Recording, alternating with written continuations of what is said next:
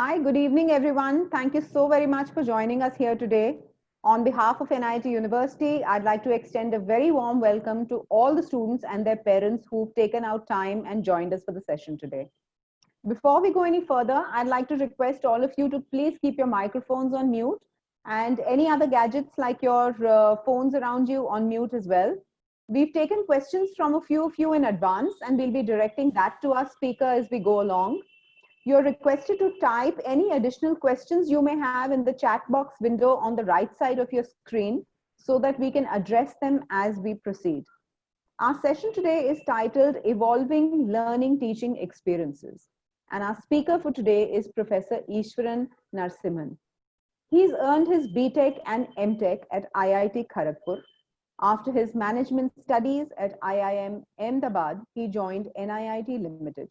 His work was centered around student and corporate training, curriculum design, and development and consulting. His work also involved algorithms and heuristics development and promoting innovation activities. He's the co-inventor for 2 patents in the field of software engineering. Welcome, Professor Easwaran. Thank you so much for joining us here today. Good evening and glad to be here with all of you. So let me begin by asking you the first question for the evening. And we are hearing this whole thing about the change in the way we are learning, change in the way we are teaching, and our experiences associated around it. So tell us, Professor, is technology going to replace the teacher in the classroom? Very unlikely, and you must understand that a teacher still imparts something very unique, which I don't think technology can ever do. But what technology can do is make it easy in many ways because it ignores the concept of a distance and brings people closer.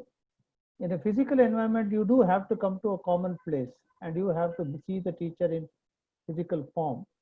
But I think it's important to look that now a teacher can address more students across space as well as impart knowledge in a way which could not be done face to face. For example, we were restricted by 1 hour of teaching in most places because physically a teacher can't stand and give a lecture for more than 40 minutes because she or she would be quite tired. But now it's possible that you can have a 90-minute lecture online interspread by discussions and other activities by which teacher can be engaged for 90 minutes and still the students are better off because they have got more input from the teacher, and hence I do not think teacher will ever be replaced. That's very heartening to learn. But, you know, during these times when getting into a physical classroom suddenly is not being considered very safe and parents and students are both very hesitant about it, how are the universities getting up to address this particular issue? So universities like NIT, I think are getting ready in many ways. One of the important steps which many universities have taken, including NIT, was first we advance the summer vacation so that first and foremost the immediate issues have been arrested by students not gathering in the campus. And as things come under control and people are more aware of what are the issues involved, we are now ready to have a full-fledged online classroom experience. So we have evaluated technologies to find out which technology is best suited, which technology consumes less bandwidth, which technology allows for students to connect through multiple devices like a mobile or a laptop. And hence we have created content in such a fashion that it can be delivered in a much more efficient manner. More importantly, even if assuming that in the immediate short run we are able to get students back to the campus, we would still have restrictions on gathering many students in a class like before. So we have conceptualized an architecture by which students can be split in 2 parts, where some students continue to be in the hostel and some students can come to class, sit in a socially distant manner, and at the same time hear the lecture, and the lecture can be played back to the people in the hostel, and every alternate week they come face to face and they alternate. So that way there is a rich experience of both face to face, at the same time there is a campus experience. At the same time we are able to deliver the way we had planned before, and the content is not getting diminished in any fashion. But Professor Ishwaran, I'm hearing you speak so much about the fact that technology plays such an important role in the way these classes, especially in the online model, are going to work. So, do you see a specific hesitation in students who coming in from the streams of non-technology, which is traditionally commerce or humanities? How will they adapt to the whole intense technology shift? It is interesting because there was a time when technology was an exclusive domain of technical people or people who demonstrated technical inclinations. But these days, look at it, everyone has a mobile. Everyone has very quickly moved on to a Zoom platform or the like of a Zoom platform. People are extremely used to handling mobile and have 5 or 6 people talking to each other in a WhatsApp group. So I don't think this technical savviness is more longer a point where it differentiates people from a being tech savvy. Yes, there is a learning curve depending on the platform you have chosen. For example, you might still go ahead and conduct classes on Zoom because Zoom has made some improvements on their medium, or you can use Microsoft Teams or even Google Meet. So there is a learning curve just in as much as going to a new college and understanding how the timetable works and how the teachers attend, how attendance is taken. In the same fashion, it's a small learning curve. Also, in the time of the we had this pandemic, so many students have taken and started learning on their own. If you look at LinkedIn and students, they have done enormous amount of self-learning using Coursera or IBM or any such software platforms where they have got accreditation and got certificates and entirely done on online. So I do not think it is a domain which is exclusive to quote unquote technical students. Whether the student from humanities or this, he is doing his business even online as it is. So I do not see any way someone is decapacitated because of a not lacking of knowledge. An important part of coming to college for all of us, and even from all of us put together, the experiences, of course a lot of it is within the classroom, but more than that is outside the classroom. The societies, the sessions that you have with friends, being out with them, the outdoors, uh, fun, frolic, drama, music, dance. I mean, how is that going to pan out at an IIT University? Are we doing anything to keep the college life intact besides just focusing on the classroom? Yes, I think that is a concern with quite a few people. So while the main focus for many students is academia, there is an element of the fact that there is a quote unquote a social life, which and there is a big question mark as to how we are going to handle it. So man essentially is a social animal, and I'm sure before the lockdown was lifted, we were so much frustrated in not being able to go out and meet people. So you understand that in NIT University, we have close to 25 plus active clubs across all dimensions, whether it's a photography club or is it an activity club like a robot club or whatever. And there are a lot of sports activities as well. So one of the things that we have done to keep yourself fit, so to speak, from an active mind point of view, is that every one of these clubs have had their own versions of activities in an online mode. So for example, the photography club organized contests. We have organized technical ideathons and hackathons for the software engineering and software coding people. Plus, we have had puzzle contests and other active contests, which keeps your brain active. Every day is a new thing to do, and there is something to do. And we have made sure that people participate in that, and hence that contact or touch with the club is on. So there is an element of attrition in the fact that we are not seeing people face to face. So, but smaller groups interact on WhatsApp, common habits, common liking attracts same number of people, and they have methods. And now it is using the very same platform, not necessarily WhatsApp. We have our own portals where we can interact, and we can have conversation forums, we can have mail groups. So the activities are still strong. Yes, the element of face-to-face is still missing. We'll have to see when we can start doing that more comfortably. Probably we still have to do it, but maintain a social distance across the table or something like that. Because I think channelizing energies positively, especially for the new generation, is also very, very important, especially in their formative years when they're at a university, because that those are habits that go on with them for life. And to inculcate them within the classroom, outside the classroom, is extremely important. Is that a challenge for universities these days? Not only colleges and universities, but it's also there for even school level. So, for example, how do you create an environment where team working can be organized? It's not easy to do that. So, collaboration both in virtual and in real environment is definitely a challenge. So, for example, the way you have breakout rooms while you're having a conversation, have smaller groups, and get people to meet in a one-on-one. So the differentiation thing here is that I can, as a teacher, address a class of 20 people or 40 people or even 100 virtually.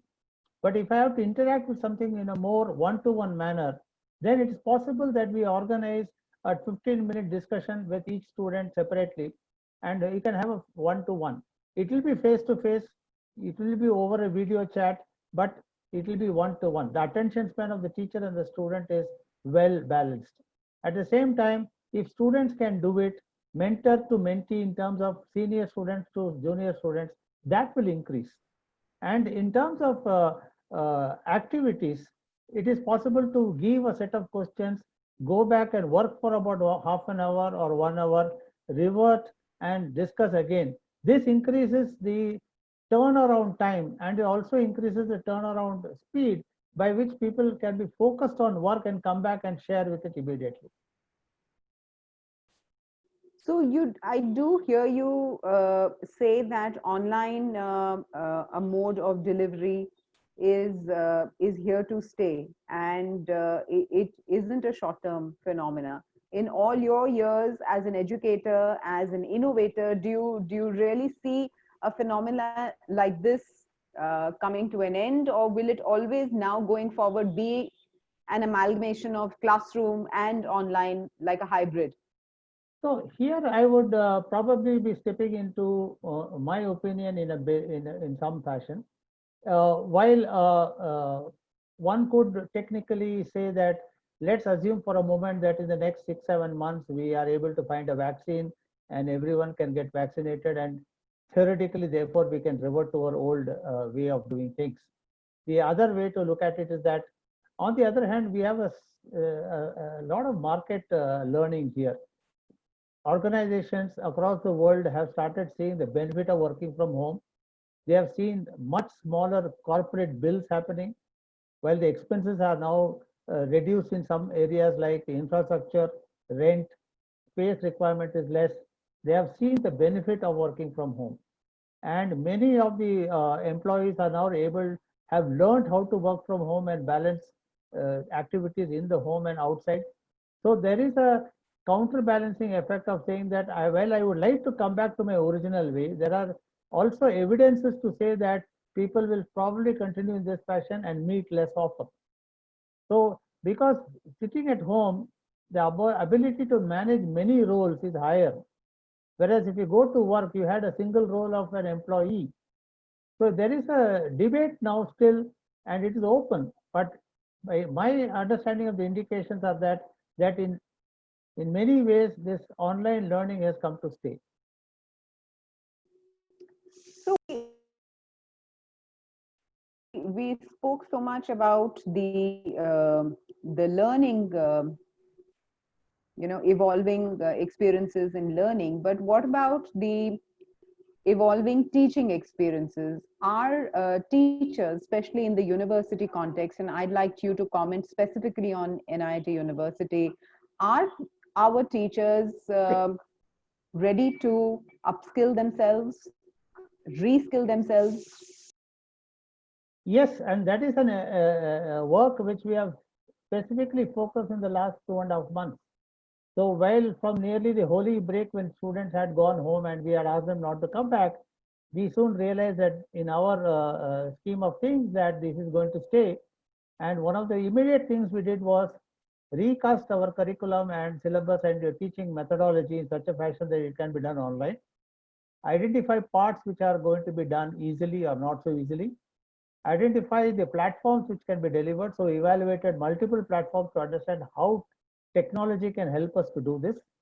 We have also re-evaluated the way we do our classes. So from a typical 1 hour class, we have now moved to about a 90-minute class, where we are saying that you engage students for 20-25 minutes, have a small breakout session where students can discuss on a particular piece of problem, come back and talk about it again.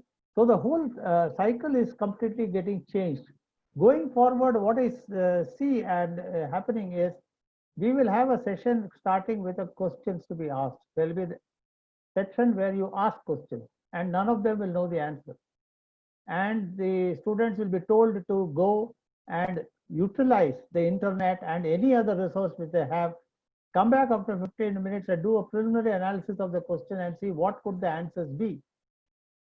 So students will come back and say what the answers is, and then the teacher steps in and says that, okay, here you're right, here you're wrong, and then teacher delivers the fundamental content.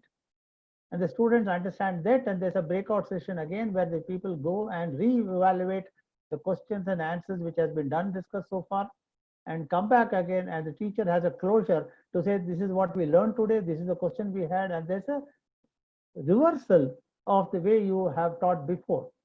Earlier on, we had a syllabus, we have a section to cover, the teacher says, this is what I will teach you. Perhaps you are now looking at a slightly different way, where the students are told what will be taught, and they have a preparation cycle where they prepare for it, come back, and it makes the online teaching far more effective. Does it put a lot of pressure on the teacher?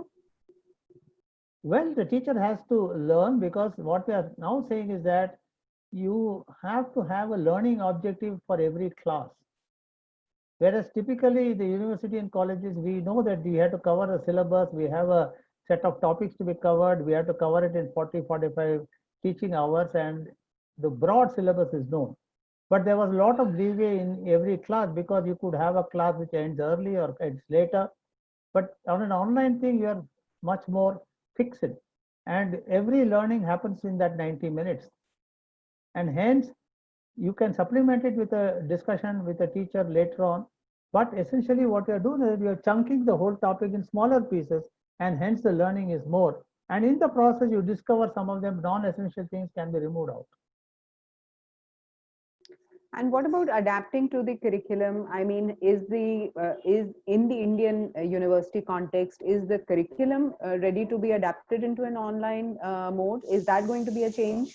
It will be a challenge, because we have multiple agencies working here. We have the UGC, we have the AICTE from a technical standpoint, and all the professors and the teachers and the educators have to relook at the curriculum and really start looking at validity of each topic and subtopics within the context of where we are and how students are learning. Remember, students have access to far more learning material these days than before. So within the college, people used to typically have largely the faculty, the textbooks, the library, and so on. Well, there was internet, but now the amount of exposure on the internet is so high that some of the ability to self-learn is delegated or relegated to the student. And hence what happens is that the teachers have to be definitely put on that much effort and say, these are the key important essentials I can teach you, and these are the key important essentials that you discover for yourself. And there has to be, therefore, a fundamental shift in pedagogy going forward in the next 3-4 years. You might have a change in the way we approach learning and teaching. But yes, there is going to be some change. So, Professor Easwaran, I've observed, and of course you've spoken about it so many times. The relationship between a teacher and a student is very special. Inside the classroom, outside the classroom, in a university which is a residential university like NU, Of course, the fact that we're a residential university makes it even more special. It get, you know, the relationship between a mentor and a mentee gets nurtured slowly. It's consistent intermingling. You're seeing your professor in the classroom. You're also seeing your professor eating in the same dining hall as you. So, how will that experience impact the both the learning and the teaching? And how is NIT University preparing to, you know, maintain that tilt, if at all This, there is a this, change there? your question reminds me of the people have been asking whether it is nice to read books in the physical form or read books on the Kindle. Yes, And you have opinions on both the sides of the world. People say I right. can't carry books, I can carry Kindle, but people say I like the smell of the book, the fresh smell of the Yes, paper, and so on and so forth. So it's a two-way street. So yes, I think the small talk you may have with the professor on the corridor uh, may give you an insight which probably you may not get it in the classroom. But what happens here is that as a professor now, he or she has to learn when you interact with students at a small group or a larger group to start noticing things about the students, and his awareness of the student is now not limited to the classroom but also his social network. And since you're interacting with the student over the video, over the mail, you have to keep track necessarily of the many of the students, particularly students whom you think require attention. So for example, I keep track of some of my students and keep track of what comments they make on their LinkedIn, what comments they make on their WhatsApp, assuming of course they are a friend. And then you understand their train of thought and you have to intervene at a particular point of time. So some student recently had written an interesting topic and I had commented saying that that is interesting. So that's a way of interacting with the student. Yes, there is still that belief that the physical form of interaction is still limited. We can only hope that if a vaccine is found or something happened, we can improve that contact sphere where we can talk to professor across the street or over the street or so on and so forth. But till that time, we'll have to see how we can manage with this situation because obviously we cannot stop learning and teaching. So, we've been chatting about the evolving experiences, both from learning and from teaching, and you made such valid points, Professor Ishwaran. But again, you know, I just picked up on what you said. Is retaining what is being taught, and being able to address queries that your students have for you in the classroom, is that evolving as well in that experience?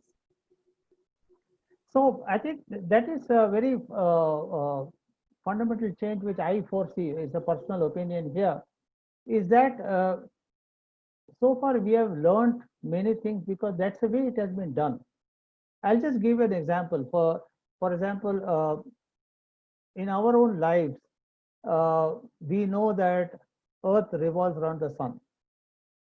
For from a science student point of view, for an astronomer, for a astrophysicist, it's a very important piece of learning to know that how it evolved. But if you consider a person who's not anywhere near astrophysics, astronomer, it is just for him, he is doing a regular job.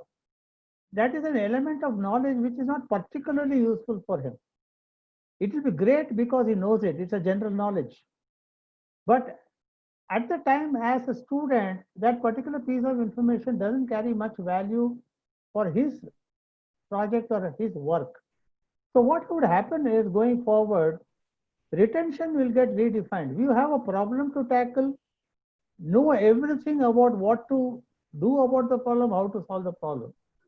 Theories and conjectures which are not supporting that particular problem solving, students will not be interested at that point of time. So they will go by the knowledge as it is needed, knowledge as it to solve the problem. They won't amass knowledge. I'm not saying they won't learn more, but they will focus on every problem and learn what is important to solve that piece of work. And when that piece of work is over, then they can turn attention to something which they want to learn or nice to learn about. So again, coming back to especially the Indian context, you know, students study 12 years.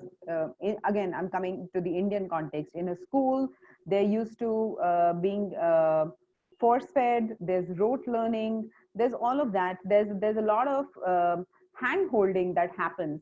Now, in a scenario where suddenly we are evolving into a new experience altogether, which is the new teaching experience, where you also have your personal gadgets around you. You may also have access to a lot of other distractions, because a student here spends 18 years in a classroom, is used to being wrapped on the knuckles if things are not going right, or if an answer is not coming in. And here suddenly in college, you're expected to be evolving yourself overnight, almost overnight. So how do you see that? Is that going to be like a challenge, or is it going to be a benefit that will suddenly transform the way the younger generation starts thinking? This particular question is obviously there is a bit of a difference here. So far, we have been talking about students who are obviously 18 plus and they are coming to a college and reasonably, obviously, much more matured and savvy in many ways about the ways of the world. But when we talk about school children, I think we are on a slightly different turf here. So that is going to be a challenge, yes, because while one would not like to have rote learning, one would like to have much more qualitative learning. Uh, we are having challenges and we see it already. For example, the government of Karnataka has said that up to standard fifth, there will be no classroom teaching at all, and no online teaching at all.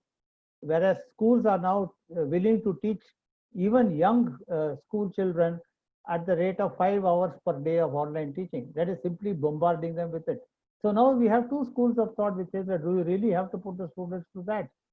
So the pros and cons of rote learning or the traditional conventional methods of learning are being questioned a lot, primarily at the school and primary levels. And I think we'll have to see how it is going to be done. Maybe the change will start happening faster in the primary levels and school levels, and that will slowly evolve and become much more college-like, or in some fashion which we can't yet fathom. We have to wait and see. But yes, the challenges at schools are much more complex than what we have challenges in the university level, because in university level we have students who are far more matured and need only to be directed or guided. Whereas school children is a different cup of tea. So at NU, how do you maintain softer issues like maybe attendance? If how does Yeah, that so experience yeah, work? we have evolved a technique for software attendance, and it is uh, basically on the premise every student has a mobile phone these days, and we are using the technique what is called as a QR code. You have differential QR codes on their screens, and they can mark attendance. And care has been taken to make sure that everyone has the ability to mark it, and as well as the fact that once marked, there is a way to evaluate and they don't do proxy. All that standard checks and balances are there. But yes, online presence is a very important thing to track, because it is not easy. I can attend in the morning and one class, and I can simply mute myself off and not be there. So that is where some of the proctoring challenges are there. How do you test? How do you mark attendance? All those features are there. Maybe as we evolve and we have assignment oriented pedagogy soon coming in a bigger way, probably attendance may become a simpler matter, or maybe it is not so important. But that is a call which I think every teacher, and this, if teachers make it interesting in every class, maybe everybody will attend. So it's a question of how do you manage attendance. So as I said, in a 90-minute class, you have a session, breakout, come back, ask questions. That way you ensure that they don't get glued to the screen and they get bored or get fidgety or anything like that. But I do hear you say that one of the most significant changes that is going to happen in the whole learning experience from a student's perspective is that he or she will become a little bit more independent comparatively, is expected to take far more responsibility for his or her interests academically, and has far more liberties to be able to focus on a holistic development rather than just an in-house classroom development or an academic kind of a rigor. But what about the from a teacher's perspective?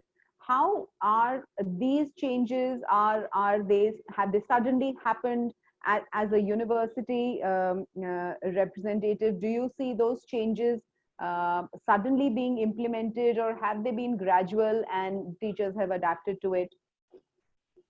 So it is sudden to the extent that we have started the new semester with online teaching, and that is sudden to the extent that it is a 2.5 month period. But Okay. small changes will happen over the 1 year or so, and that is bound to happen. And for example, just to give you an example, the way university have reacted, the Cambridge University has made complete online classes for the entire year for till the next year. So they have done away with classroom teaching completely. So it depends on how the universities want to deal with it. But yes, teachers have to get ready. What I see it is happening now is that in a typical classroom scenario, often a teacher would teach and go because the job is done, teaching has been done, students have attended, you have an exam coming up, you have evaluatory mechanisms and done it. But on an online mode, it's not like that. Every student is separate, and hence an ability for a student to ask a question is much more. In classroom, typically many of the students are shy and don't ask questions. Whereas now it is not like that. A student can interact with the teacher directly, irrespective, under the impression that no other student is there, because he is listening to the teacher as if he's alone. And it emboldens him to ask questions which he would not have asked in the class. And hence the teacher's understanding of the student also therefore goes up. And if he encourages every student to ask questions, he not only contributes to teaching as before, but he contributes to full development of a student across all his dimensions of learning. And hence, Okay. it gives the teacher an opportunity to be, quote unquote, a better teacher.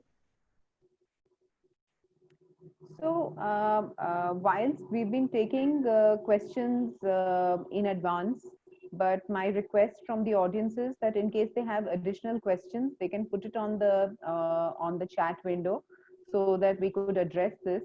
Now, let me just come quickly to the questions that have come in from the audience, Professor Ishwaran.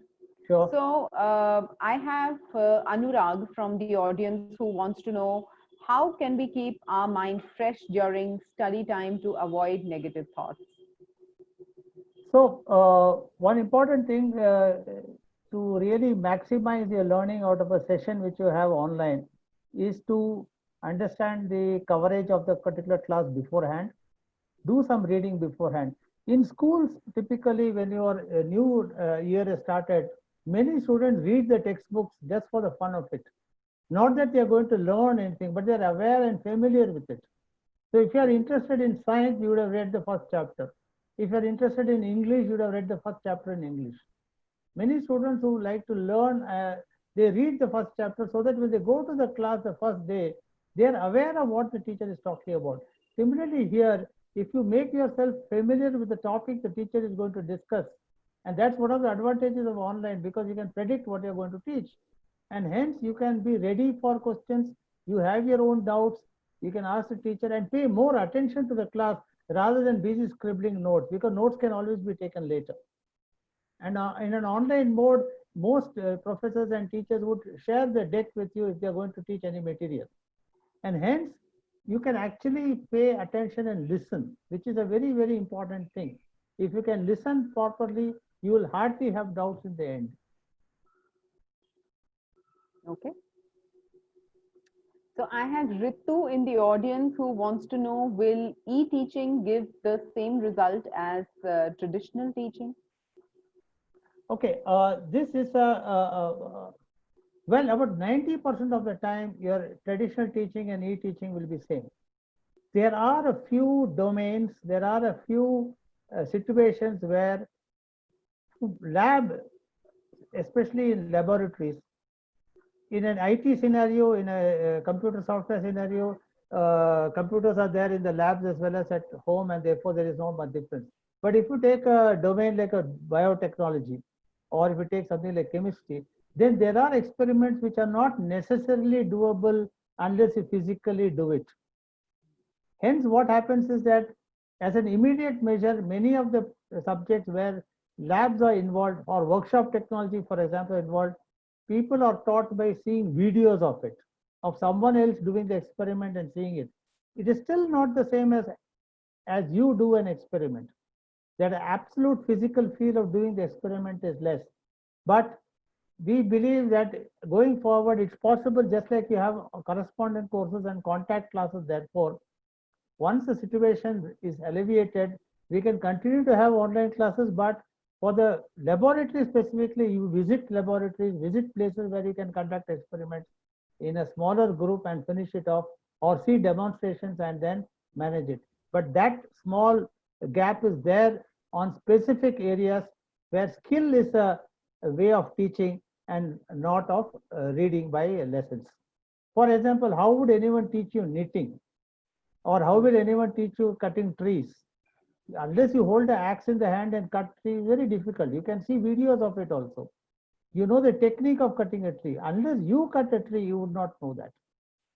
So there are domains which are going to be a challenge. In that respect, e-teaching may not be the same as traditional teaching.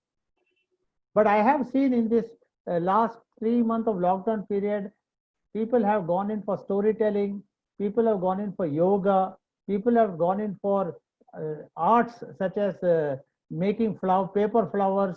All this has been done online. So there are many things which have been overcome, but yet there are a few which cannot be overcome. Yes. Very well said. Very, very well said. So I have Jagdeep in the audience who wants to know what is more important, research or teaching? Because we have only 24 hours. So with regards to time and dedication, what is the necessary step between research and teaching? It depends on your career aspirations. So there are some people who really want to understand nature and ask the question why. Why does something happen like this? And they are technically inclined to do research, and they like to do research. And typically the way our universities are structured, research also means some amount of teaching. So you do become a research teacher. But on the other hand, there are people who are filled with desire to be an entrepreneur, to innovate, to create new products and services, to give something back to the society, and they have aspirations for that. Now, this is the area where innovation is a very key thing. And all over the world, the big focus and mantra seems to be innovation. So for innovation, you have to spread your mind, see what others are doing, and not get boxed with traditional learning. You have to explore and ask why or why not, depending on the question you are asking. And often when you ask why not, you might get an answer, and that is how your innovation is done. So it largely depends on what motivates you and keeps you ticking. Professor Ishwaran, Jyoti wants to know what's the best way to memorize? There is no best way to memorize. Yes. But if you look up the internet, there are many techniques of memorization. There are something called mnemonics. Then there are people called Beck system. There are quite a few methods, or there's another well-known book called Silva method of memorizing things. So there are many ways, but it depends on dedication. My grandfather used to say that you write it in a piece of paper, keep it in front of the mirror where you brush your teeth, and read it every day morning. That's one of the ways of memorizing. That's the first time I've heard. I wish I'd heard this many years ago. Okay. So Anjali from the audience wants to know what are the best career opportunities for the future? It's also a very broad question. It's a very tough question because there are so many jobs are going to be there. But going forward, one of the precepts of what would you want from a prospective employee as an organization, if you look at it, organization want people who are self-motivated, who are curious, who want to learn things, who can communicate well, who have computation in their mind, who can think computationally. And when I say think computationally, I don't mean computer science. People can analytically work out and give a very good answer and an approach as to why they think that way. So the mantra is actually comprehend, communicate, and compute, which essentially means that you understand what the problem is, tell the people what the problem is, and say what are you going to do, come up with an answer, compute the answer, and tell people this is what I've done. So this is a universal way of doing things. Be curious, comprehend, communicate, and compute, and present it in a manner which everyone understands. Okay, great. So I have a couple of students who want to know what is the admission process at NIT University. So just to give you a quick overview, whilst you can get all the information from our website, but we will be evaluating you on the basis of your 10th class scores and on your admission interaction process that we have. You can pick up all the details from the website and register for it and reach out to our regional admission offices. And on the basis of your interest areas and also on the basis of your evaluation during the interaction process, we will be holistically evaluating you. There are scholarships that are available based on merit, and we'll be happy to discuss this in person with each of you who has a specific query. I have another question that's come in from Shreyas in the audience, who is wanting to know what is the validity of the degrees that get awarded from online courses. Okay, so there is a bit of a difference here. One must understand. So if you take an online course from, say, Coursera, for example, or Coursera is a very well-known platform for online courses. So Coursera allows you to audit a course, which means I can go through the entire process of doing the course. I can do the exercises, but I am not interested in any certification. I just use it to gain my knowledge, and nothing happens after that. But if you were to apply all the tests and all the process of the course, and you submit all the submissions, and they are evaluated by some people in the Coursera, then the Coursera gives you a certificate on a payment of fees. That is how typically a true online course works. But when you talk about universities are already have a syllabus and a plan as given by the governing bodies of the particular government. You have either the UGC or the AICTE in a technical institute where there is the defined syllabus and this. Now, based on how the syllabus is consumed and how it is told to you, typically in a classroom fashion, but in the given new circumstances, it's both online and assignments and projects and other ways, the validity of the particular degree is still valid. Now, what will happen, whether the shape of it will change or not, will happen only as we go by.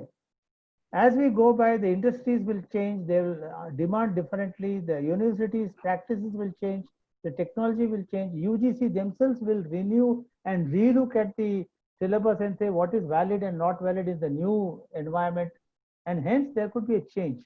But the current validity continues so long you follow the norms of the UGC and the AICTE, and the university is accredited for that, following the standards and norms.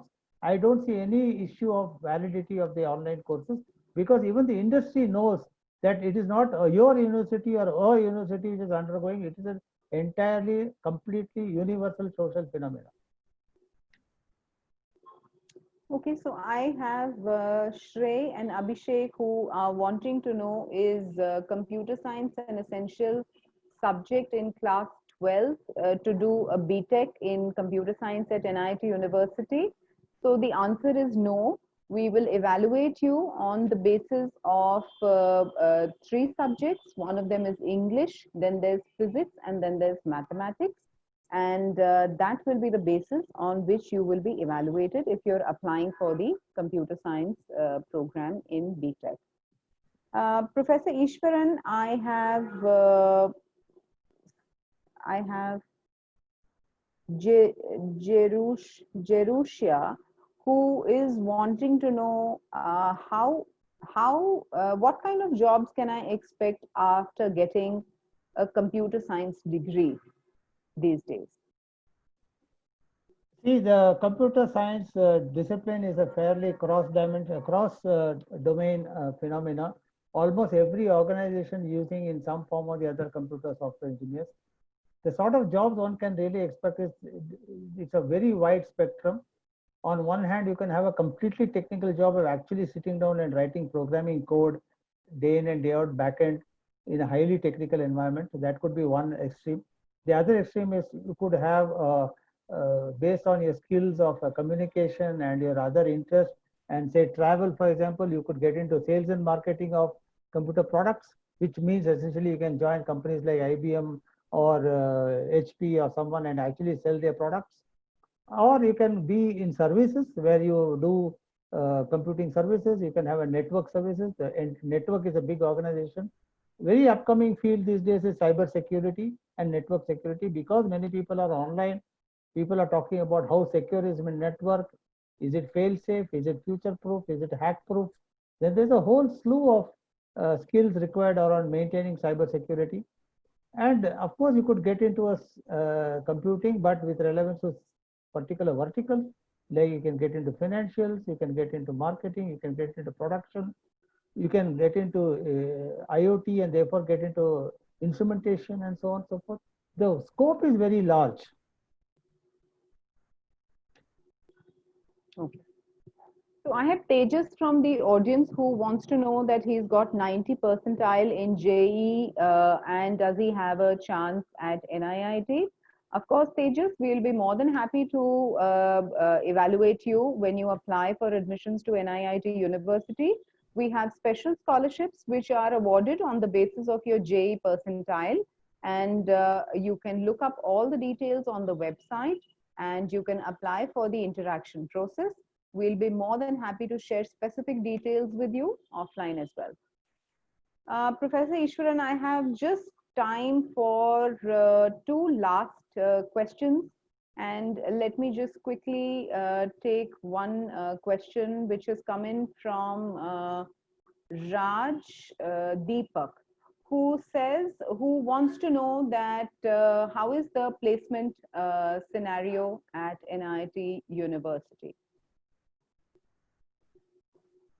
So I think you probably are aware, but in our system, we have a concept of an industry practice, which essentially means that students in the 8th semester, that is for 6 months, they actually work in an organization which is granting them to work as an employee in their place, but the academic status is a student.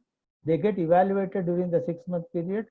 Both the organization and the student evaluate each other. At the end of the 6-month period, we have seen in nearly 70% of the cases, organizations give placement to the student then and there before they complete the 6-month period. There are few students who opt for higher studies. There are people who want to be an entrepreneur.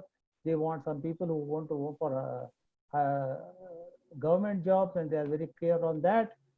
So we have a placement activity where we place students otherwise who don't opt for such pre-placement offers in an IP organization. So a process is very well defined, and we have students an ability to look into an organization, work for 6 months, and understand where is it they will be good at when they opt for a placement. Thank you, Professor Ishwaran. The last question that I can take in before we run out of time is in the evolving learning and teaching experiences, how has NIT University made itself ready for both the scenarios of online and classroom classes? And what is the preparation that a student should be doing to get himself ready for the situation ahead? So we have gone with the ab initio sorry, ab initio, a thought process that we would probably become, campus will be physically, movement will be allowed in the month of August, where students can come in and join the campus. So that is one scenario seen. And where we believe that when such a thing happens, we, as I told you earlier, we have a situation where we are going to do sparse seating in the classroom, and we divide the class into two parts, where some students will attend the classes from the uh, rooms of their hostels, and the other part of the class will come to the classroom, and we will have social distancing there, physical distancing as well, to say make sure that the class is delivered and the recorded classes are done for the people in the class, and they switch roles every week so that they have a good view on this. And those are the times when we talked about having physical distance in labs, the labs can also be done. In the eventuality that we are not able to do this for whatever reason, and the continued lockdown happens, and we are not able to get students to the physical campus, then our fallback is the online mechanism, where we have already evaluated multiple platforms. Contents have been drawn up, where we will continue to do the online teaching for all the students, and we will have to see how we continuously modify the content so that as it happens over the months, and see how it is done. So that is already being done for the residual semester. In June, we have started up the online classes, and those are going on. So, you spoke about a couple of pointers for keeping it as a safe campus. Now, what we have done at NIT University to ensure that being a residential campus, especially, we come across as an extremely safe option for both parents and for students to continue their education in and to choose that as a preferred option. Now, whether it is maintaining social distancing on campus, whether it is the initiative of the administration to ensure that each student going forward is going to be given access to a single seater occupancy room, just so that there isn't crowding on campus.